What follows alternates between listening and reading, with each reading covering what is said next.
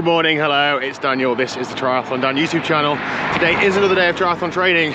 Specifically today, I'm so happy to say it, I'm out riding my bike in the outside world. Heading out into the Peak District for a long ride is the plan, because the weather, touch wood, is looking good. It's like 9 or 10 degrees in a couple of hours. So just getting out nice and early. Hopefully gonna get 4 or 5 hours done. I've had a good week of riding this week. Plenty of low intensity.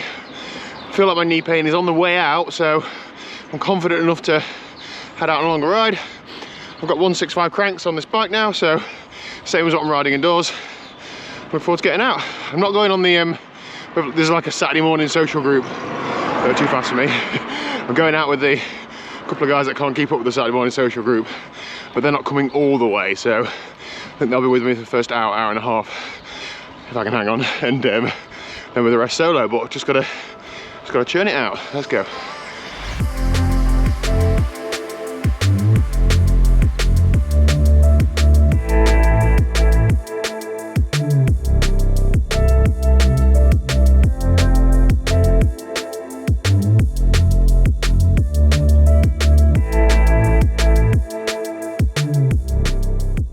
Liz wishes she was here. There's cows everywhere.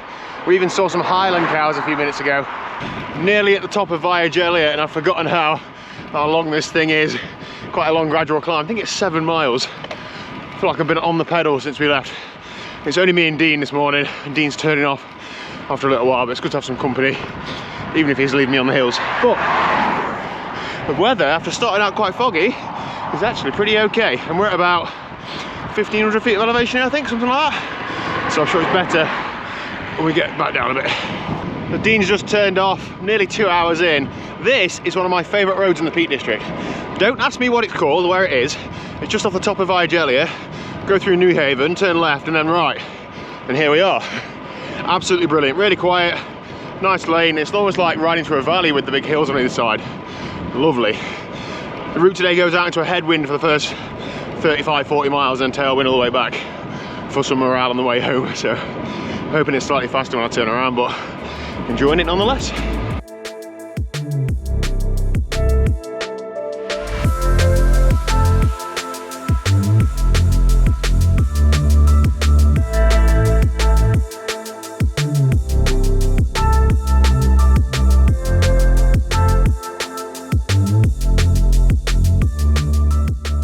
Oh, I've not come out this way since like last summer. I've forgotten just how tough the hills are. Oh, there's some, like, you know, obviously not very well known, just a small country lane, but loads of them are punchy. Oh, this is what I need though. Most of the events I'm doing this year are hilly, so I've got to get used to this. This is so cool for a couple of reasons. Firstly, just like in and out of the clouds on these climbs. It's like cold, warm, cold, warm. Secondly, I'm turning right here into a tailwind, and I should have a tail cross tail all the way home. This has been quite difficult. Come on. It's okay to dream, isn't it? Liz and I would love to live somewhere like out here. Not necessarily like in a massive property, but just somewhere out, not fully in the sticks, still within touching distance of civilization, but just in the countryside. She'd obviously fill the place with animals like Noah's Ark. And I think I'd just like being out in the countryside, you know, Peak District on your doorstep. It's just, we look at this sort of thing and like it feels so out of reach. Like financially, properties are absolutely like insane. But, I mean, it's all relative to where you're from and your situation, right? But versus where we live, it's like 2 or 3 times the value of our house. So it's not like, oh, we just buy something a little bit bigger that's a bit more expensive. It's like, have you won the lottery?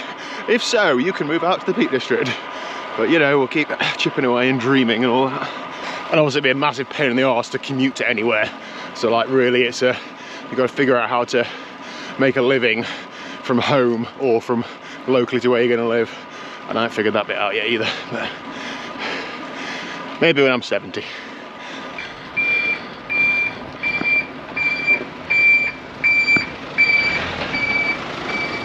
Well, I'm cracking on now. So I'm 4 hours and 45 minutes in. I'm forever underestimating how much slower I'm riding at the minute than I have in the past. I've still got about 10 miles to go. I thought this was going to be between like 4.5 and 5 hours, but it's probably closer to 5.25, 5.5. Oh well, it's all training. I have just had as well, running out of hands, one of these. I'm testing like a few different gels and things as I get closer to race season. That's a PFNH, 30 gram carb, 100 gram caffeine. I don't know what it tastes like. It's a bit clumpier than other ones I've had. This isn't sponsored or anything. You can use the same discount code that I have, UK Bike Fit 100, for free nutrition. So, but yeah, I mean, just testing a bit on steady ride, so I don't really need it to perform, just, you know, see what it's like. I normally go for like fruity gels, so it's a bit weird it just being like flavourless. I think the caffeine makes it a bit, I don't know, a bit tangy. Anyway, let's get home, because I'm liking this, I'm enjoying it, but it's enough bike riding. Done enough bike riding this week, I think. Okay, ride done and dusted. I'll leave the stats on screen. Really good ride physically. I felt really good, and it's so like motivating after a decent week of training to still feel good. I finished the ride feeling strong, but I did have quite a bit of adrenaline inside of me because I had a few close passes today, and I feel like all I do when I talk about cycling outside at the minute is talk about close passes, and I have to think about what's my objective with this. I don't want to become just a moaner. Like I have been taking action, reporting drivers thanks to my cyclic cameras. Today I only had the front one on. The rear one for some reason isn't coming on, so I'm going to have to talk to Cyclic about that, but I've got the front one on. So it was coming up from, if everybody knows it, Oakerthorpe towards Alfreton. It's a single lane road, and I just turned up towards Alfreton. It's an uphill for, I don't know, a minute and a half, 2 minutes. There was a big queue of traffic coming the other way. So single lane, so really a car can't come past me.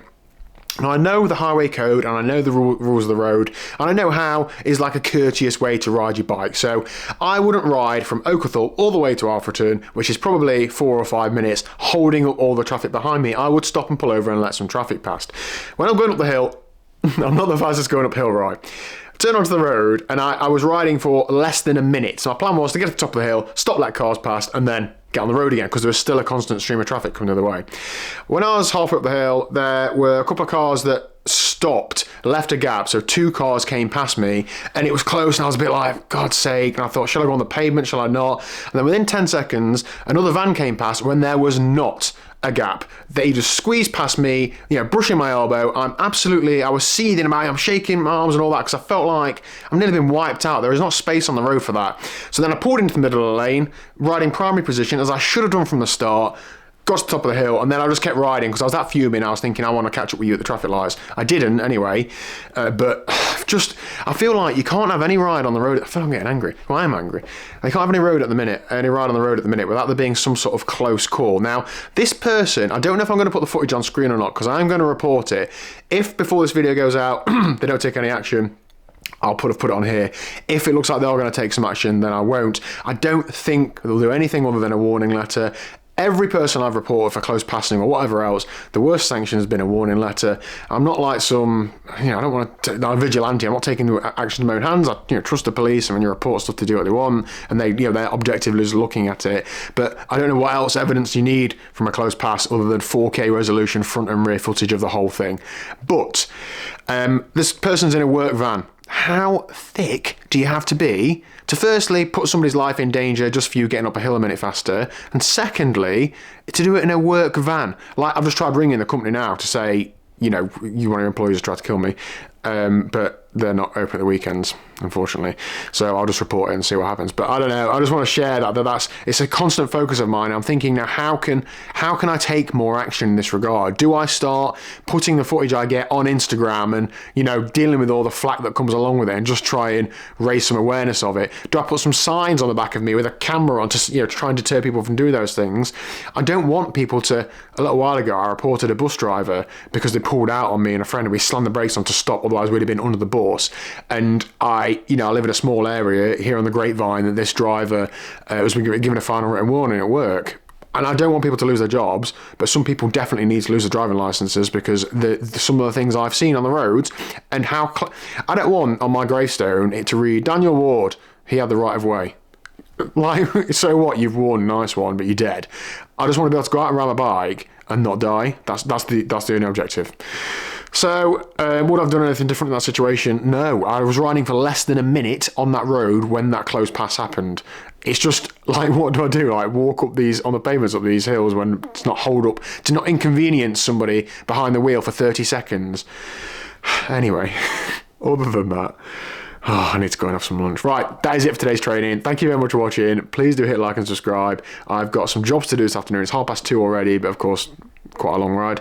And yeah, look forward to, I think tomorrow I'm going to try and get out first thing, but I need to swim as well. So I'll just see what happens tomorrow. Thanks for listening to that ramble. And I'm going to think about what more action I can take that's positive in future.